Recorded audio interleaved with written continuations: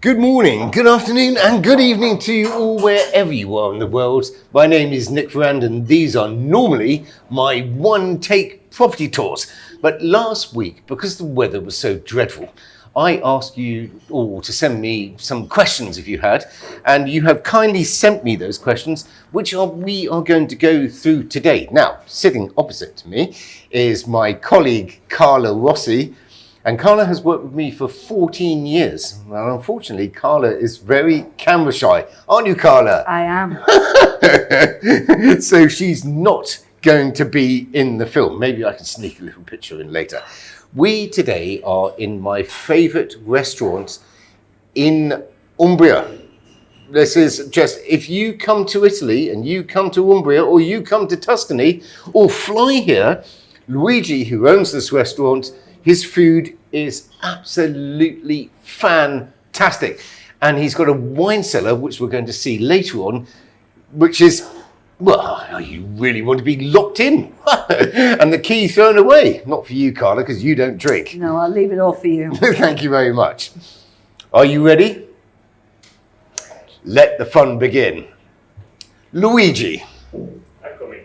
Salve. Tanto piacere. Molto piacere. Benvenuti. Grazie mille. Grazie. Carla, allora, piacere. cosa c'è oggi? Vi faccio provare un piccolo menù degustazione.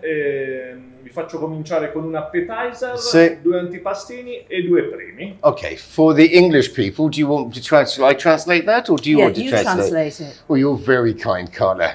So, I've already forgotten what he said. have you now? Yeah. Right, so we are going to get, I think, 4 plates, and we're going to start with a little appetizer to begin with. Yeah.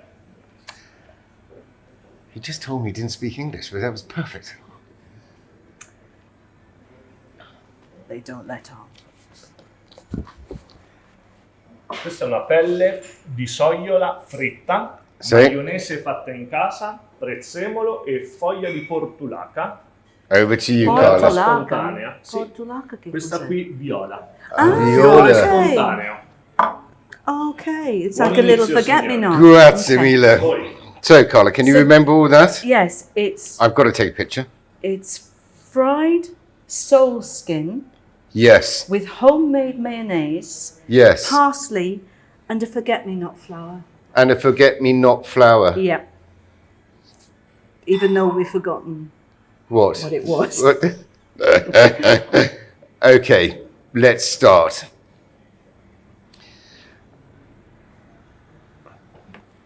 Shall we? Yeah, sure. Good. I'm just going to put it on the front side here. Just move my little plate around. Now,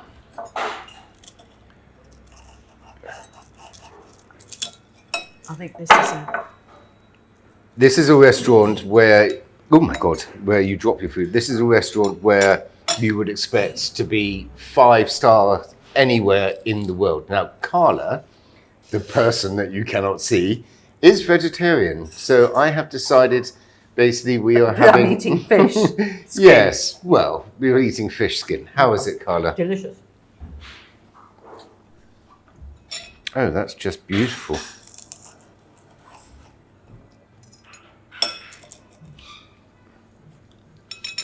I just need to check one thing. Excellent.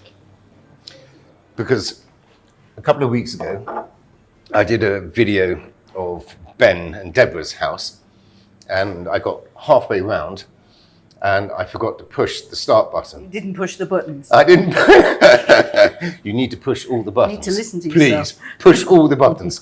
Right, Carla. Do you want me to start? Well, let's start at the beginning, I think, is really Okay. important. First of all, we've got Greg from Florida, who asks about condo or monthly building fees, because in the US it's a typical expense and he never hears you mention them. Okay, hi, Greg. Condo fees. Yes, there are condominium fees. There are gated houses on estates where you would pay for a shared swimming pool, and a lot of those people as well pay a price for the security and also for the gardening of the communal areas. In a city, if you're buying an apartment, there may be a condominium which is set up by one of the owners, and you will have, and what happens is really interesting, is that your building has to be, by a surveyor, split into millesimi, yeah. millesimi, 1,000 1,000 parts. So you might own, 250 of those 1,000 parts. And if anything needs to be done, like the roof needs attending or the front facade needs painting, you will be then asked to pay your percentage of that. But in general, there are lots of houses in Italy, basically, that there isn't a condominium set up at all. I think it would be far better if you're looking for an apartment to try to find one which maybe has a condominium. And so therefore you know that the building is being well looked after and well run. Okay. Second, do you want me to comment on that? Oh, I don't mind, Carla. You can comment. If you want to comment away. I think if there's only 2 people in the building, then it doesn't really, merit that. But No. Okay, so we've got Diane from Texas, who doesn't want to be invasively personal, No. but is interested to hear a little of your background. You mentioned that your dad was a builder, and her father was a builder too, and the family was from Naples. And it's one of the reasons why she enjoys the channel, because you look at little details. She has a penchant for craftsmanship, especially with Italian character. So she just wants to know a little bit more about you. Well, I'm not going to delve into this too much, because I think there are other questions to be answered relating to Italian property. My dear mother, who is Italian, and I have Italian ancestors. My mum is a playwright and theatre director. Unfortunately, she is not very well at this moment in time. So, Mum, I'm going to give you a big hug on this video right now. She's written 4 or 5 books, and I will put a link in the description below. I grew up in my early years in London. I was a child model. I've been a professional photographer for 12 years or more, and an assistant for another 5 before I moved to Italy. As a young buck, I used to live in Milan. And well, there's a number of things. What I like about Italy: 1 is the food, 2 is the sun, 3 is the lifestyle, and 4 is basically people are just nice. Nice. That's all I can say. Do you want to say something, Carla? I wanted to mention that your mum is also a lovely singer. She is a lovely singer. You showed me a video of her singing. She can sing. Yeah. And she sings opera as well. Does she? She does indeed. Well, there you are. Next question. Next question is it's a very short one, and it's from Carol in North Carolina in the States, and she wants to know how work is coming along in the house. Right. Right. We are almost there, Carol. Thank you for asking. This morning I was in my building clothes. I have some builders arriving. We are starting in the last part, which is the attic room. I still have to do some work in the cantina, and hopefully I'm going to be starting on the lemonade and the garden, which has been neglected while we've been, rebuilding the house. But I will do a property tour on our house pretty soon. In fact, today somebody is filming a fashion shoot on the first floors. Fantastic. Okay, so Daniela from the San Francisco Bay Area is very glad to hear that your health is back on track. Thank you very much, Daniela. And Thank you. She's able to get Italian citizenship. And her and her husband would like to move to Italy full time. He's a professional architect, real estate photographer. Yes. How difficult would it be for him to find work as an expat, although he's actually from Scotland? Right. So he's an architect and he's an interior photographer. Real estate photographer. Send me an email. You got a job. You come and take some pictures of our houses as well. Seriously, how difficult is it? If you're dealing in a foreign market, basically, and you're living in Italy, I have a good friend, Luli Fisher. Hi, Luli. And Luli lives in Dubai, and she's a hugely successful architect. When she was living in Italy, she was unable to submit papers. Although she was a qualified architect, she needed somebody who was another architect to actually submit the papers on her behalf. And at that point, her brother-in-law was also an architect.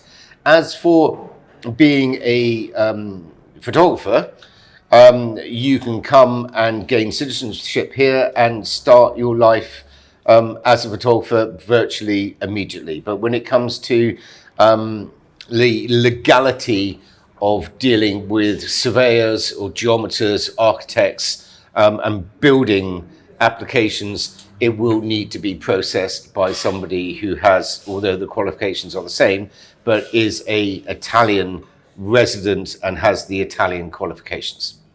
Okay. Are we ready, Luigi? Stephanie Maya or Maya is asking an interesting question. What are the top 3 greatest inaccurate assumptions about Westerners moving to Italy? Oh, well, you have to wait a minute because Luigi's coming with our second course. Give you time to think. Oh my God. Tartar di Mazzancolle, Oh, puntarelle, oh, salsa di cipolla rossa. okay. Buon proseguimento. Grazie. Mezzancolle sea fish in a shell. I've forgotten the word. This is Yeah? raw fish. Yeah, raw fish. And the puntarelle, those lovely Where's yours, green Carla? vegetable. He's not bringing mine, obviously. I'm in the naughty corner.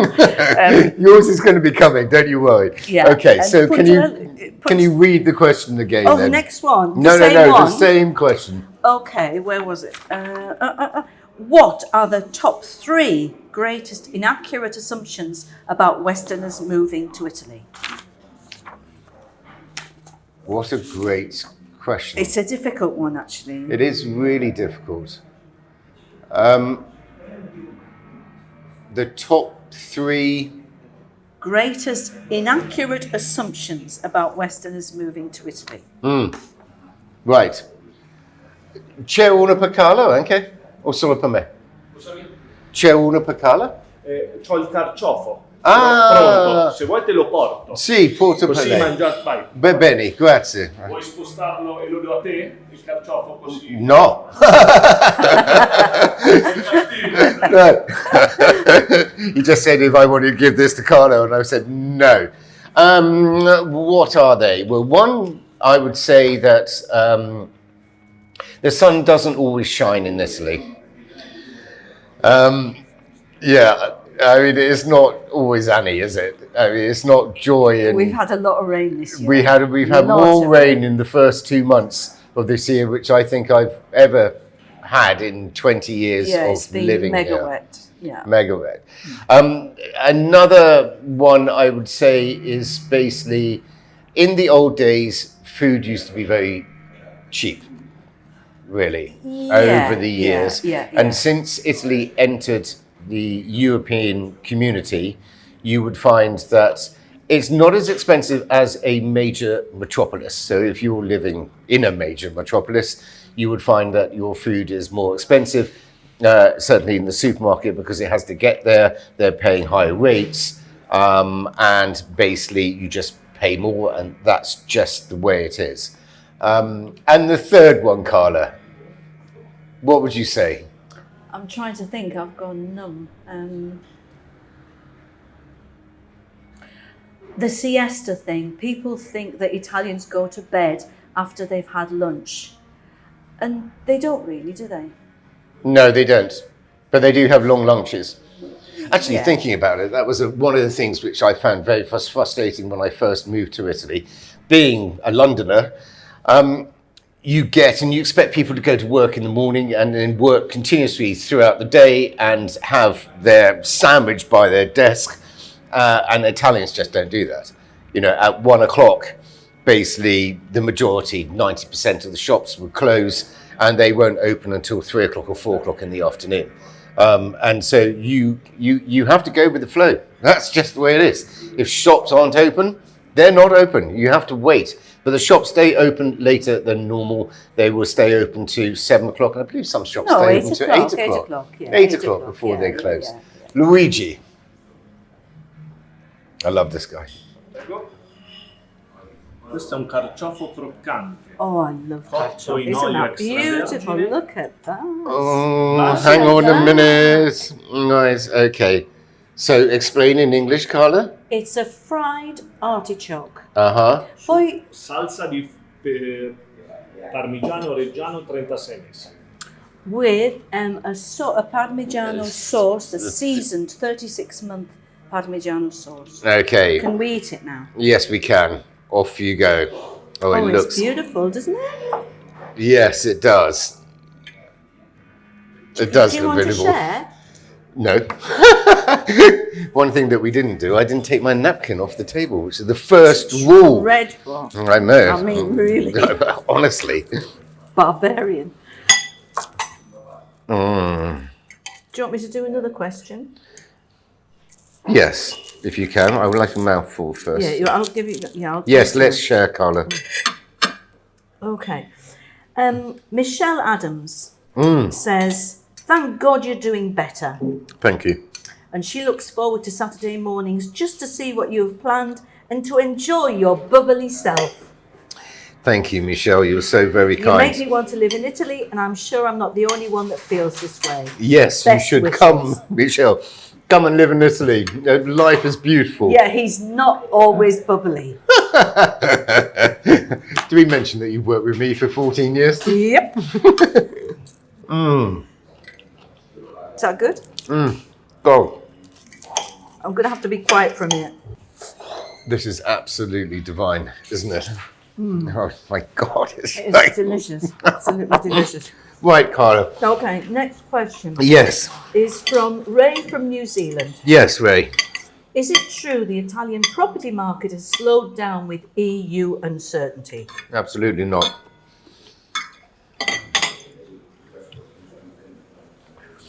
I don't understand about EU uncertainty, personally. Italy will always be Italy. It's owned by the people. That's why you have these wonderful, like, family-led companies everywhere. You know, from the north of Italy all the way down to the tip. You know, I mean, and Sicily as well, and Sardinia. Thinking about it. Yes, there are some Brussels bureaucratic problems. That's is part of the European community. But I don't think that that's affected property prices in Italy, and I don't think that's affected people coming to move to Italy at all. I hope that. I think the world is uncertain at the moment. Well, I don't want to go there. It's not uncertain in my world. I mean, look at it. Beautiful view. The weather is beautiful today. First time in weeks. So, Maria Yes. Sanchez asks, how difficult is it for a foreigner to get permanent residency even after buying property in Italy? Well, I mean, that's a video on its own, isn't it? Really. It depends what you want to do, and it also depends where you're coming from and what passport you hold. And it also depends if you're retiring to Italy.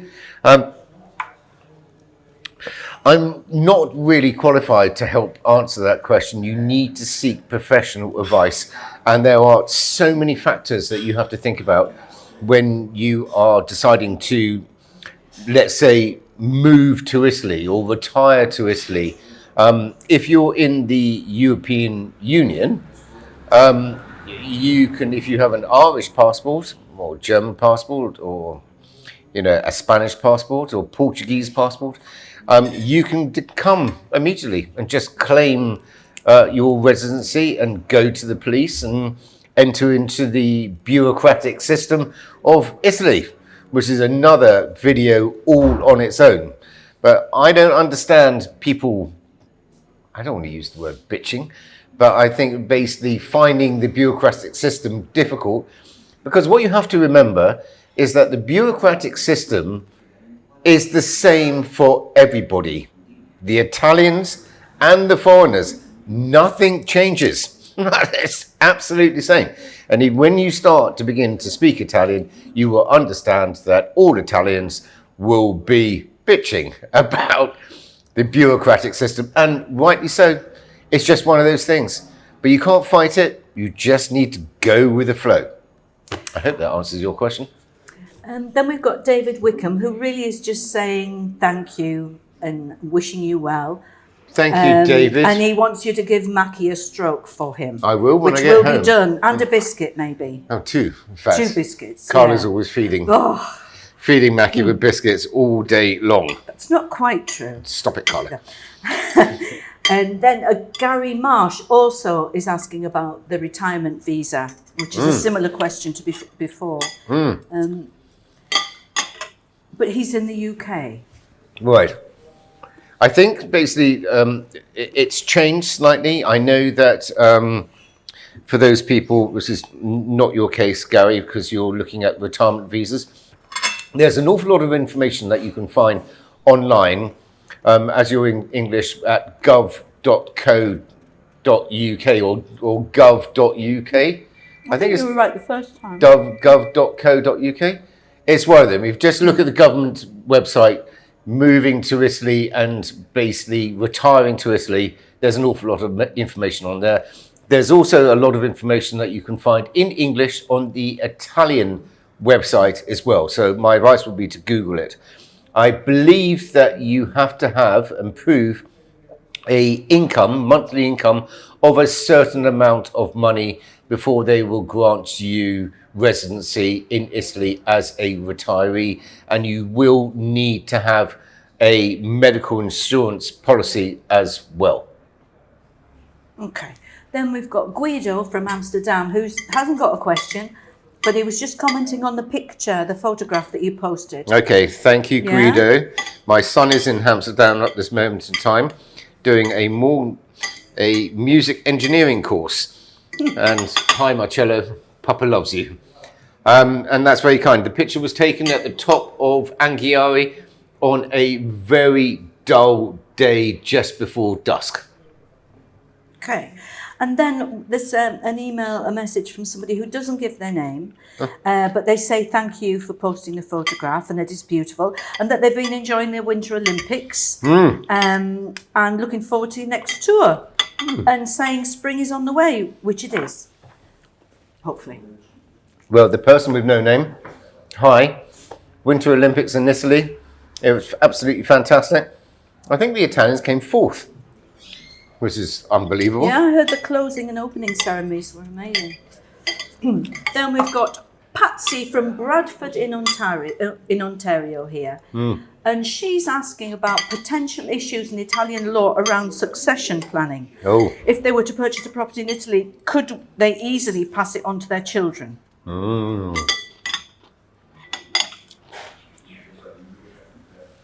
Right. When you get married in Italy, you have a choice. You either got married in comune or separazione in bene, which means that basically when Luigi, it was exquisite. Grazie. Absolutely fantastic. Grazie. Thank you. Grazie. When you get married in Italy, you can either get married together in comune, which means that everything you owned before is now all lumped together, the two of you, as basically love. Or, which is still love when you get married, you can get married in separazione di beni, which means that what you owned before and what you are going to do afterwards are completely separate from the point of your marriage. Now, when it comes to succession, normally if you own a house in Italy and you are a resident in Italy, it is the law that your children and your spouse or whoever dies will inherit. So as an example, if you are married and you have 2 children and one of you dies, the remaining mother or father will inherit 50% of the estate, and your 2 children will inherit 25% each, making the whole being 100%. If you are not a resident in Italy, then you will be able to have Well, what would happen is that you will be able to take on board your domiciled address and your nation of where you actually live, and those legal entitlements will apply to that country. So, but to answer your question about succession in Italy, if you are a resident in Italy, yes, succession is the law. That's the way it is. So you can't leave your estate to a third party without potentially creating some problems, and you can't leave it to the dog's home without creating some problems. I think there is a slight limit that you can leave somebody to a third party, but I'm not quite sure how much that is, probably 10 or 15%, but you will need to check on that amount. So a lady called Gail has said what an amazing photograph it was. Thank you, And girl. she's been watching our weather Yes. and getting a bit rusty, probably. Yes. And then Andrea from Maryland, USA, is asking how difficult it is to get an Italian driver's license. No. And do they offer the test in English, which they don't? No, they don't, do they, Carla? No. I'm particularly interested in countryside or small town living. Therefore, having a car seems to be necessary, which it is. Yeah. But she's been a big city dweller, and she couldn't imagine life without a car. Okay. Which I can't imagine life without a car either. No, but if you become a resident in Italy, you will need to, I believe you're allowed to take you are allowed to use your driving license for 1 year. And I know that English people who basically have come and claimed residency can use their driving license for 1 year, but then they do need to take the Italian driving test. And I have American friends who also live in Anghiari, and they have had to take their Italian test as well. And it's not in English, unfortunately. It's in Italian, but it's a driving test. And I believe that the question is multiple choice. My son passed it first time. And my stepkids are doing it as we speak. So, you'll be fine. And then somebody called... Hang on, because I think Luigi's coming. Hovering with our food. Il Luigi. nostro must, gli spaghettoni, cacio, pepe e baccalà. Oh! Ormai da più di 12 anni nel nostro menù. Okay, so this has been on his menu for 12 years. Yep. Big fat spaghetti. Big fat spaghetti. With cacio, Yep. which is cheese. Cheese and pepper. And what else was Cod. it? Cod, that's right. Bacalao. Cod. Salted cod. Salted cod. I think you need to turn off the camera now because we'll be slurping. No, I don't mind. Let's slurp away.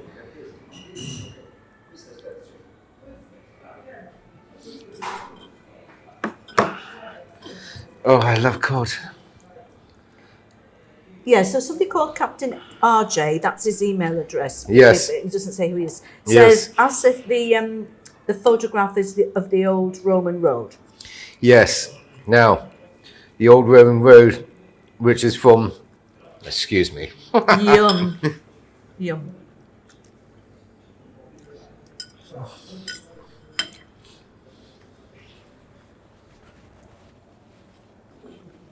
Good. You've got to come to this restaurant, honestly. It's not on Nick. He's not going to pay. Yeah, it is absolutely delicious. Right, Kirk.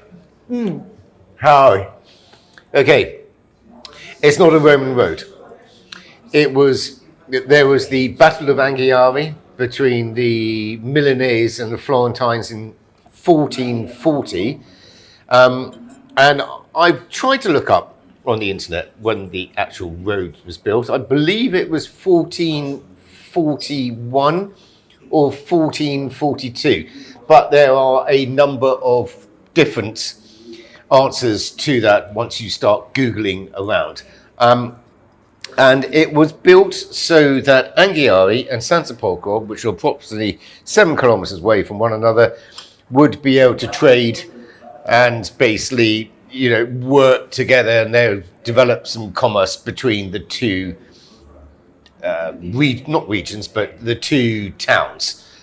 There's also been, since I believe 1442, a palio, not like Sienna on horses, but with young men that actually run up the hill as fast as they can.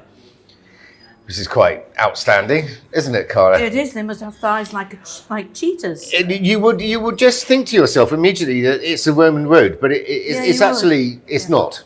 It's not. And then someone else who doesn't give their name is sending you many blessings. Oh, blessings back for nice. that person.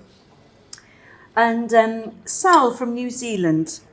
With Italian property not changing ownership as frequently as other Western countries, how do you know you're not overcapitalising if you plan to renovate a house? Also, is it true asking prices are inflated for Western purchasers now that Italy has become a trendy destination? Right, okay, well, let's answer the first part of your question, which was? Which was, how do you know you're not overcapitalising if you plan to renovate a house? Okay, the way that I look at this, and the way that you should look at this, is when you go and buy a new car, the salesman will sell you a number of extras that you never thought you wanted, but then you decide to buy. You know, the heated seats, the massage bits and pieces, the tinted windows, the fairings, the ball bars, the leather seats, and all those things. When you come to sell your car at a later stage, apart from the depreciation when you take it off the forecourt, you will not receive that money back. There are a number of people who take on ambitious restoration projects and then they get carried away themselves, putting in very expensive bathrooms, extremely expensive kitchens, and other things which they want because they can, and lucky them. But when it comes to actually the resale price of that, you have to be very careful, because if you own a property for 20 years, what was in fashion today, in 20 years' time, potentially will no longer be in fashion. Case in point, avocado bathroom suites, which I love, by the way, Carla. I know. Avocado bathroom suites. Chocolate ones as well, yeah? Chocolate brown. Yeah, and big industrial kitchens, so your kitchen looks like it's, you know, the kitchen which is here, which is all stainless steel. Those things are jolly nice, but it's not to everybody's taste. So I would just be very careful when you are actually restoring your house, and you need to put your thinking cap on and just basically say to yourself, who would buy this house? And the other part of the question?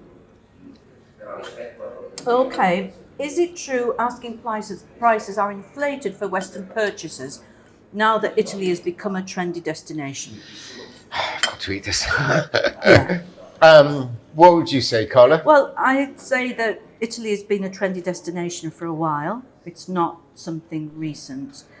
And I would also say that people are very savvy these days and know the price of things, foreigners. So I don't think that prices are inflated for a foreigner, because people are very informed. When you were looking at an Italian property, the asking price is normally an indication of the vendor's desire. It is not going to be the final purchase price. And I think, as Carla so rightly said, you know, people are savvy now, and we have the internet, and you can check houses across the internet. And when you come here after a while, it'd be very unlikely that you would buy the first house that you would see. And then after a while that you've been bumbling around the Italian countryside, you will get a feeling of price per square meter. But in the end, it's going to be a personal choice. You've come here. Lots of people ask, basically, I've had lots of negative comments about value of Italian properties. But I would say to you all, life is short.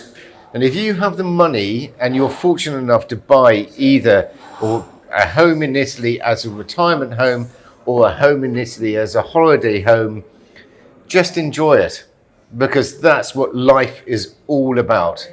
Just enjoy it. Trust me. Then we've got Mick from Toronto, who says, Good "Welcome name. back, Nick." Good name. He's late to the party, which must mean that he hasn't been watching the videos for that long. Very fashionable. And he is asking if you can shed some light on the Canadians' ability to purchase property, because there's that agreement, isn't there, between the two nations in order to avoid speculation. Okay. About 4 years ago, your Canadian Prime Minister, who I think is a really wonderful person, put a reciprocity on foreigners buying properties in Canada because there was basically a gold rush of developments which were happening, which were being sold to foreigners. And in a city like Toronto, the good folks of Toronto were being priced out of the market and they could no longer afford homes. So the downside of that is that in some areas of Italy, it is quite difficult for you to buy a house. I believe that there is an amount of building and land that you can buy. I'm not quite sure of the figures. You could probably Google it. It can only be 200 square meters and like a couple of hectares. A couple of hectares, and that's the maximum. There are areas where you can't buy, and there's areas in southern Italy that you can buy, but you need to check. There is a workaround which you can do, which means that basically on the bigger properties you can buy it within a company, but there are complications with that. I think it's also easier in depopulated comunes, Yes. commune with less than a certain amount. Yes, I agree. Yeah, I mean, yeah, there I think are the areas of satisfied. Italy where they Yeah. basically you are able to buy, but again, I would check. Then we've got John from Vancouver, Oh, another there you one go. of your many Canadian fans, No, thank you. who's asking a cheeky question, No, cheek. which isn't really cheeky. Where did the love of trees come from? And how did you end up being a successful real estate professional in Italy and a must-watch YouTuber? Oh, well, I don't know if I can answer all of those questions. Trees are beautiful. Without them, we wouldn't be here, would we, Carla? Nope, trees and Right. bees, we need them. Trees and bees. Yeah. Right. So, why not hug a tree? It feels good to hug a tree. You know, it really does. Other questions? Was how did you end up being a successful real estate professional? I used to be a professional photographer for many years, and it was time to hang up my cameras, so to speak. I think that if you work in the fashion business or the entertainment business, in the fashion business, just by definition, you're not going to be fashionable by forever, and your style will change, and you need to understand that. And while that was happening, I was doing some interior design in central London, and then what happens is that I redid an apartment, and I had quite a lot of friends. And people asked, where do I get this from? Where do I got that from? And then asked me to see whether I could find them a house as well, because they wanted to live in the area where we were living. And then I just really fell into it. I really did. I mean, it did help that the Sunday Times Style magazine, which was a fantastic publication, which is no longer printed, I believe, and it should be, gave me a double page spread, because basically realtors are not the most liked people in the world. Well, You but are, being clearly. being a fashion photographer and then turning into a real estate agent was quite a good story. You know, I was quite a snappy dresser at that point in my life. Sorry. Don't laugh, Carla. Sorry. I started a publication. I started a company in West London, and that company was called Domus Nova. And we dealt in architectural and interior design properties. We weren't a traditional estate agents, and basically I sold the majority of the properties off market, and I sold a number of properties to famous people, and also people working in the city. And so that's how that all started. And the last the part, YouTube sensation part of it? How did you become a YouTube sensation, Nick? I don't know about being a YouTube Goodness sensation. knows, honestly. Well, very simply, when we had COVID and coming out of COVID, I was concerned because I've employed Carla for 14 years, and we have Victoria, and we have Bruno, and I was very concerned with basically cash flow. And if you've got to run a company where you don't know where your next income is going to come from, and people can't travel, then it's just really unfortunate. And so it really started from necessity more than anything else. I needed to have people be able to fly to Italy, and they weren't able to fly, but I needed people to be engaged, and it's something which I love, and it's my passion, and this is my home, and I love this country, and that's how that all started. And you were quite shy at first, weren't you? A bit like me. You were quite shy. You weren't in the camera. Just your arm. Yeah, just my arm. Just my finger over the lens. I thought I was No, I know, but I did do a big reveal at one point. Yes. Then we've got a message from Debbie from Saskatchewan in Canada. Oh, that's and lovely right. Debbie is battling with cancer, she says, and she's fighting hard. And keep going. Yeah, and what she'd like to say is that she missed you when you were gone, and she's happy to see you back. And your videos make her toast and coffee every Saturday morning happy. Yeah, so that's very nice. I'm so sorry to hear about your situation. I know how that feels. My mum is battling with cancer at this moment in time, and I know, and I basically had my little scare to tell you all that I have been to the doctors, and at this moment in time I'm negative, so that's really good. But ever positive. Sorry? But ever positive. Negative, but ever positive. Exactly, Carla. And just thank you for being so kind. And then we've got Martha from Villanova in Pennsylvania. Oh. And it's a sort of similar to the question before. Many homes in Italy sit on the market for over a year. In the US, if sellers want to sell, it's overpriced. It means it's overpriced. In Italy, is it common to make a low offer on a home that is not selling and the price hasn't been reduced? That's an extremely good question. Wait. Carla wants to put a... Talk. Right, I've got to show everybody that as well. Hang on, Carla. Hang on. I'm going to take a little video on my phone of you... Doing the scarpetta. Scarpetta, which is just mopping up. Yeah. Well done.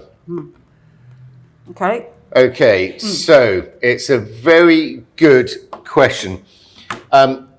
For foreigners,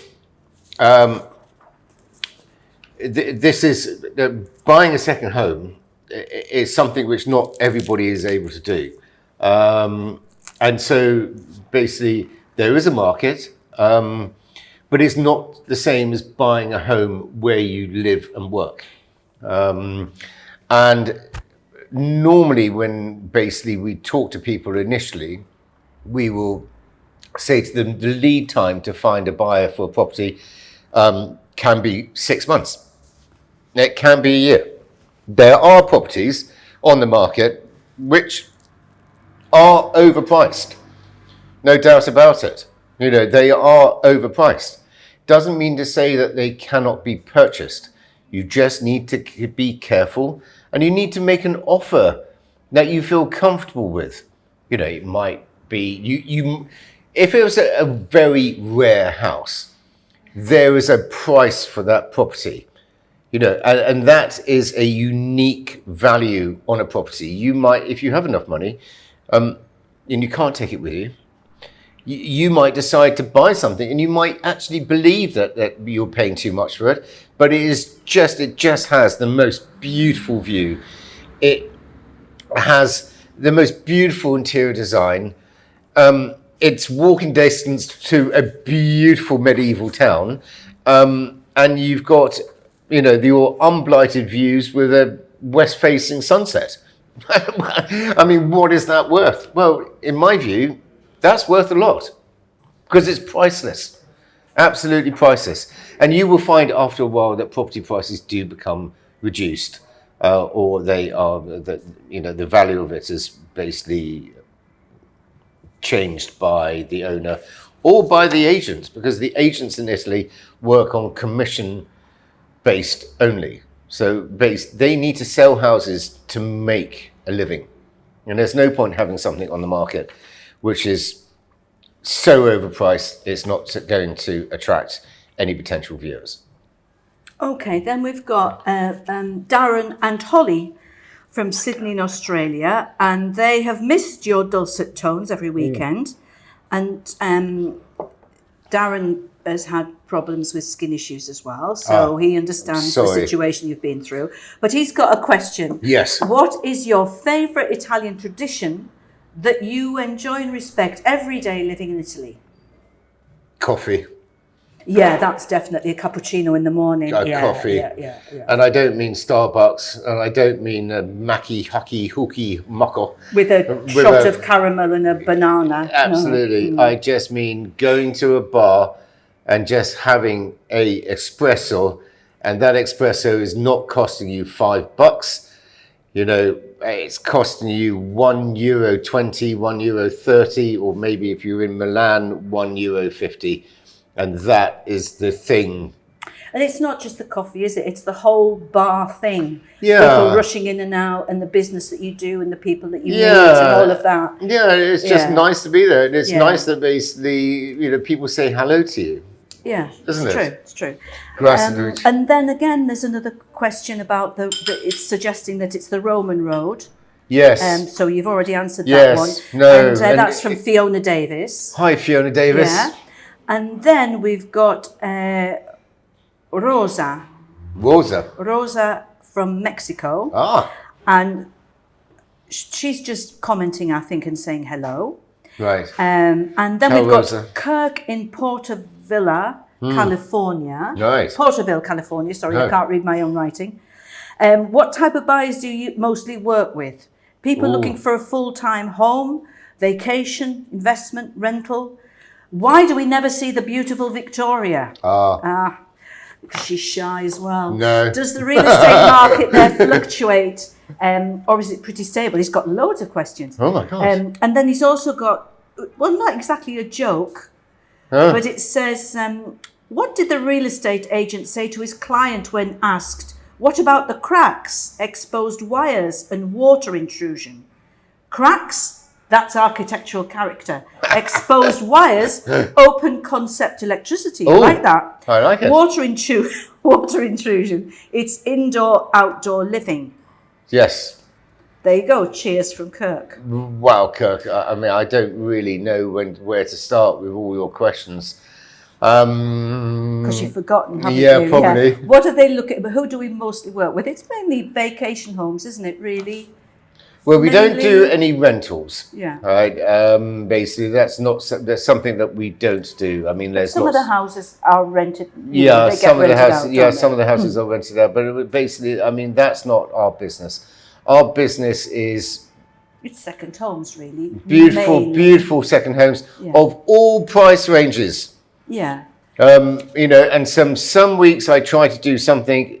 In the 0 to 250,000 or 0 to 500,000, and some weeks I would do something in 500 to €1 million, and then some weeks I would try to find something which is above 1 million. But I don't want to be pigeonholed as that we are just a luxury real estate company, because I just don't think it's us. There's another question you had, wasn't there? Does the real estate market there fluctuate? Yes, it fluctuates everywhere, just all over the world. Yeah. And that's it. Yes, it does fluctuate. Then we've got Rhonda from Canada, who sends you love and well wishes. Oh, love and well wishes back. And they love you as you are, which is Thank interesting. you. She'd like to know the background process of you getting a listing. Oh. She'd like to know if sellers are ever open to renting, and if this could be something we could deal with. It ends up being too complicated, doesn't it, really? It's too complicated. And she asked about the gorgeous Umbrian furnished penthouse flat sell. Which one was that? And the one with the ramp?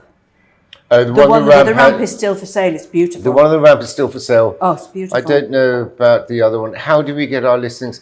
A lot of our listings come from recommendations, either by people that know of us and know where we're located. Also, that what's important is that if you buy a house in Italy, there is no CGT after 5 years. So that basically, if somebody doesn't know what that means, it's capital gains tax. And also if you're doing a restoration, basically you need to make sure that one, you pay everybody or you get them to invoice you, and then you can deduct that with the price of the purchase of the ruin and put that all together to the final purchase when you come and sell your house within a 5-year period, and everything that you spent is not subject to CGT.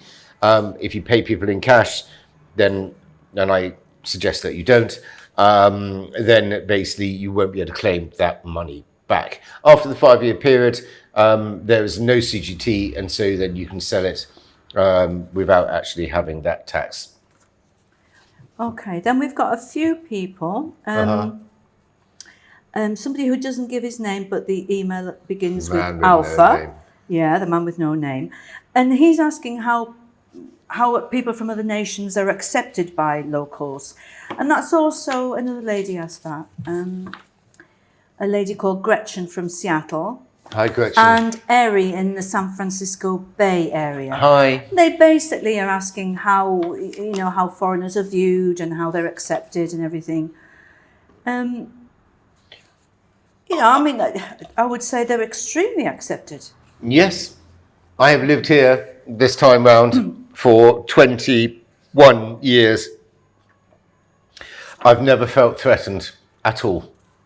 That's the only thing I need to say about that. I've never been in a situation where there's been somebody having a fight or an argument. I mean, Italians do talk.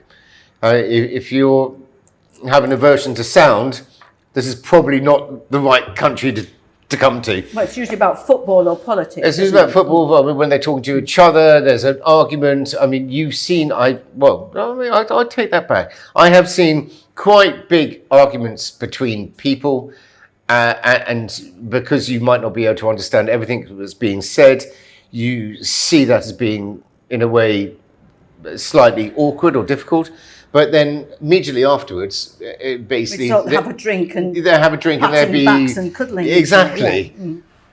Are we questa mangio in due, no? Sì. Okay. Oh my God. Letto di Ombrina. Ombrina. Ombrina. Ombrina è Da il nome dove? italiano. Mare Mediterraneo. Okay. Mare Mediterraneo. This is a Mediterranean fish. Cima di rapa e una salsa fatta con il fegato del pesce. Buon proseguimento. So it's a sauce made from the liver of the fish and cima di rape, which is something we don't eat in the UK, for example. No. It's rape. It's the tops rape, that the they top usually of the- just give to. It's like turnipy. They just give it to the animals. They do? Yeah. Right. And that brings me to one Go on then. question by Bernadette. And your favourite restaurant in Umbria is? You've got think it goes without saying. to come here. Honestly, you've got to come here. But going back to the question about, expats or foreigners, honestly, it's not something to worry about, is it? There's nothing to worry If about here. anything, you'll get smothered in attention and goodwill. I think you need to be careful, as one would do, anywhere in the world. I mean, if you're in I don't know, Rome, you're not going to go to the back end of the railway station at midnight. You're just not. I mean, why would you? So I think that basically, if you're aware, then, but in general, as I said, 21 years of living here, never felt threatened at all. Oh, that was a big squeak. And then Dionys asks, once I bought the home, what is the average monthly cost for comfortable living? Right. Okay. We are going to take a commercial break because While you do your sums. We'll be back after this message. Right, we're back. Okay, so it's Right, the question was again. Average monthly cost for comfortable living. All depends how big your house is. And how many you are. And how many you are. And what you need to remember is in Italy, utilities are very expensive. Gas is very expensive. Electricity is very expensive. And water, unless you have your own source, is quite expensive as well. If you want your house to be fully heated at 20 degrees for the winter period, which is normally 3 months, I suppose beginning of November till about now-ish. it's going to cost you a lot of money. But if you stretch that money across the whole year, if you lived in a colder climate, it would probably work out to be exactly the same as basically, you're living in Vancouver or you're living in London or Paris or wherever, Australia or wherever you are. We do get from spring all the way to potentially October, the end of very October, clement weather, so you won't need to use that. If you have a swimming pool, that can be expensive, especially if you have it heated.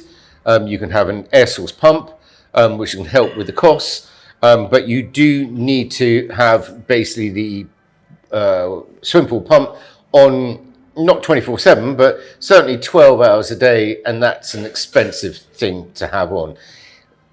An apartment's going to be much cheaper for you to run with a terrace, and property tax compared to other places in the world, especially for my good friends in America and in Canada as well, where property tax is a percentage of the value of the property. Property taxes here are based on the cadastral value, which is not the asking price. So it's very difficult for me to answer your question.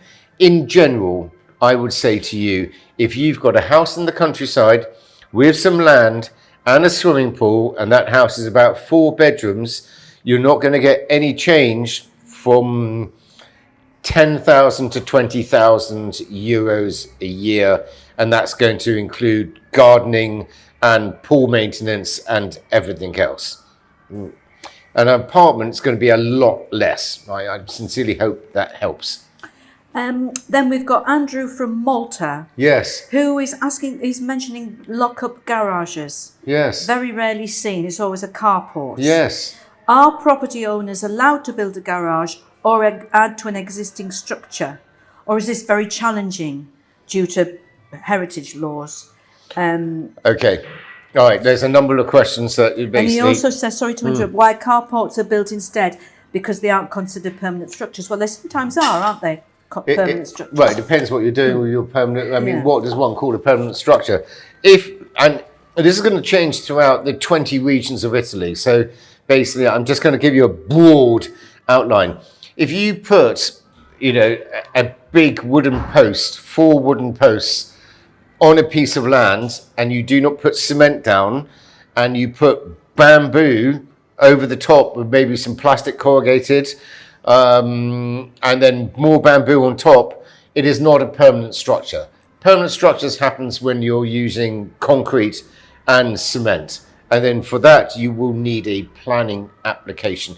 And depending on what province you are, and depending on the rules and regulations of that comune or that region, it may be possible to build yourself a garage if you need it. There also might be a possibility that your house will come with a certain amount of permitted development, which will enable you to build a cantina where you can store some vehicles or whatever you want to do.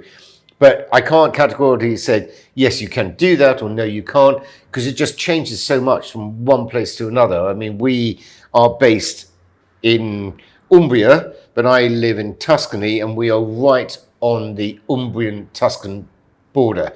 And I would tell you that between, a stretch of 5 kilometers crossing the border, all the regulations would change slightly. They won't change completely, but they would change slightly.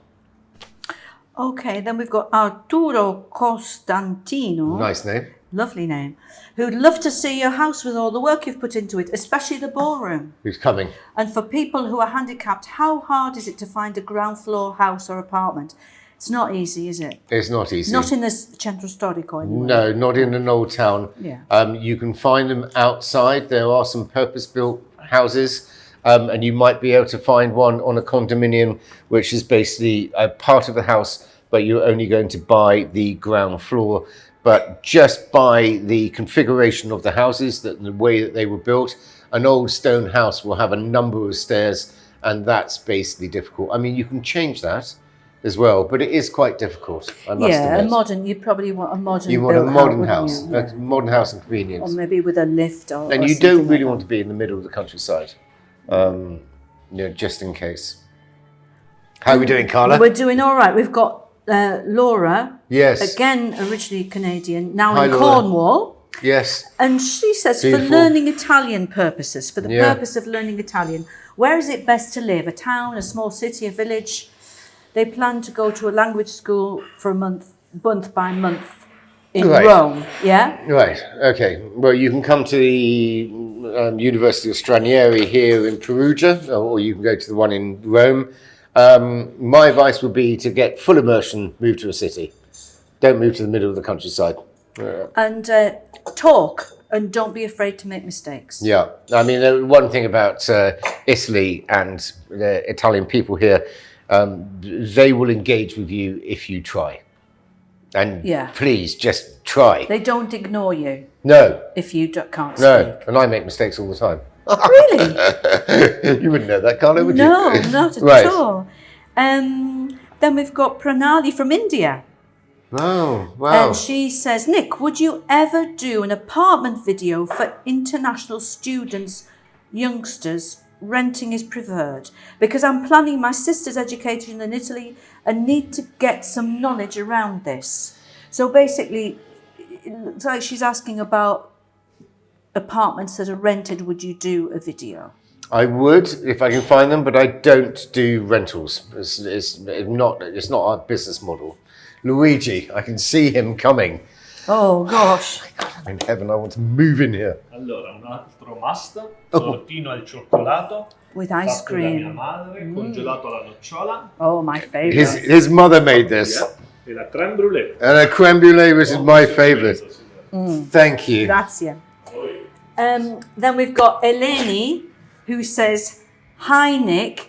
Let me make it through the night, as the song says, and she'll come back with a question.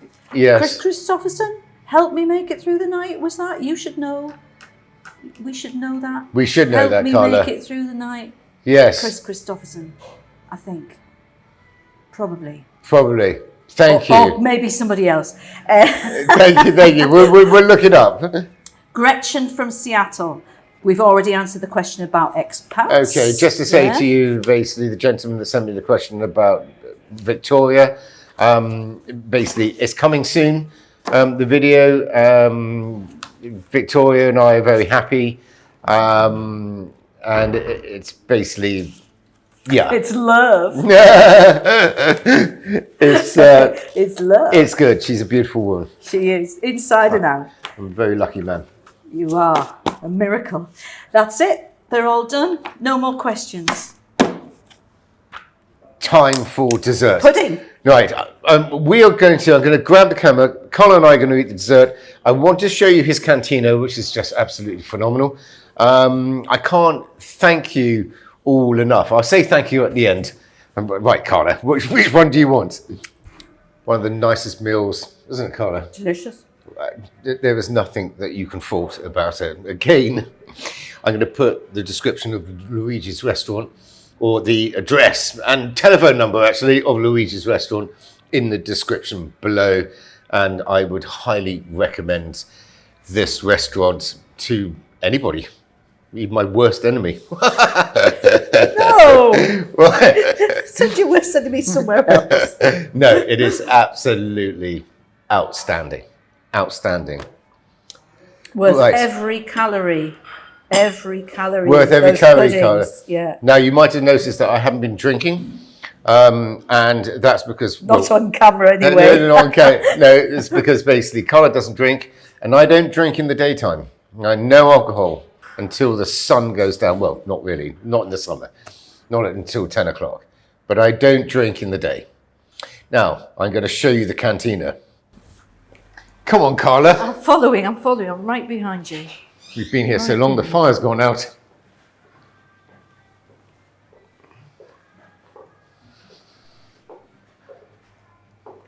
Prego.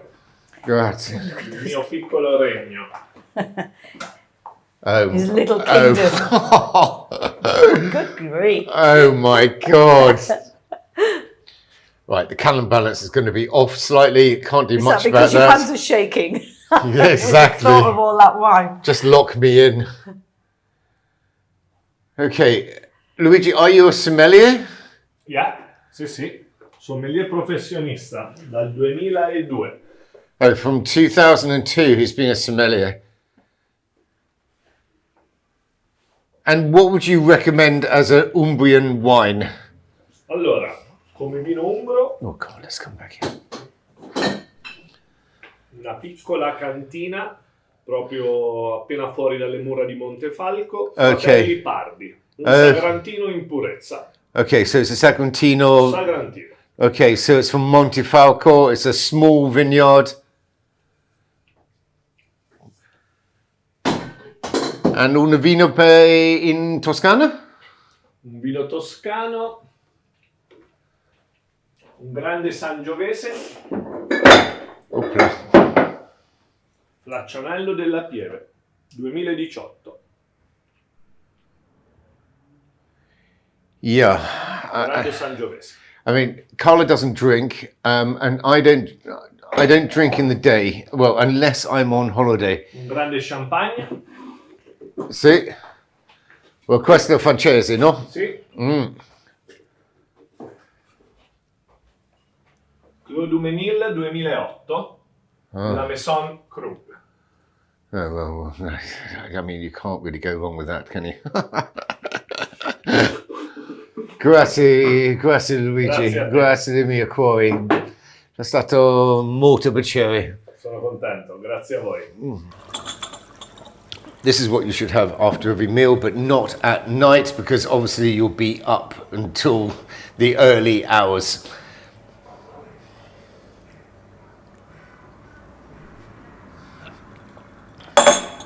Well, Carla, that was one of the best meals I've had in a very long time. I agree. Thank you to Luigi. As I said, I will post all his information below. If you're in Umbria, you fly into Perugia, don't bother going to your home. Just come here and have lunch. That's what I would You do. could sleep in the cantina. Yeah, exactly. My name is Nick Ferrand and these are my one-take property tours. I sincerely hope you enjoyed this Q&A today. If you'd like me to do it again, or if you've got another question you would like me to answer, just put it in the comments below.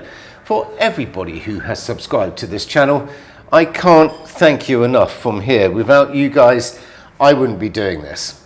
If you have not subscribed to this channel, would you be so kind and just push all those buttons, and that would help me so I can help you. Until the next property tour, I'll see you very soon. Take care.